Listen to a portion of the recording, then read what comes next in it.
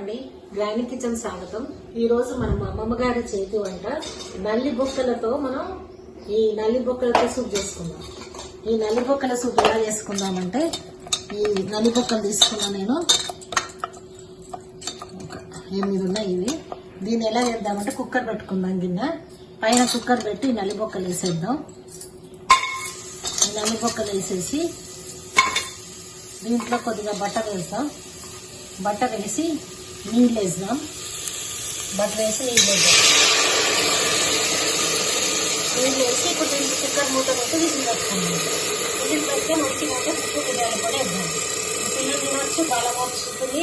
మళ్ళీ బొక్కలకు బలము, ఎవరైనా కాలేజ్ తిన వాళ్ళు, చేతులు తిన వాళ్ళు, ఆపరేషన్స్ అయిన వాళ్ళకి బాగా బలం ఉంటుంది. కొంచెం వేసి ఇలా కొంచెం మిరియాల పొడి ఉప్పు వేసినాం. ఉప్పు వేసి తాగితే మరి ఎముకలు గట్టి పడతాయి.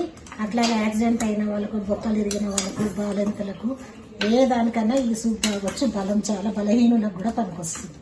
ఇది ఈ నల్లి బొక్కల సూప్ రెడీ. మీకు నచ్చితే లైక్ చేయండి, సబ్స్క్రైబ్ చేయండి, షేర్ చేయండి, తాగి చూడండి, తిని చూడండి. Thank you. అన్నంలో వేసుకొని కూడా తినచ్చు.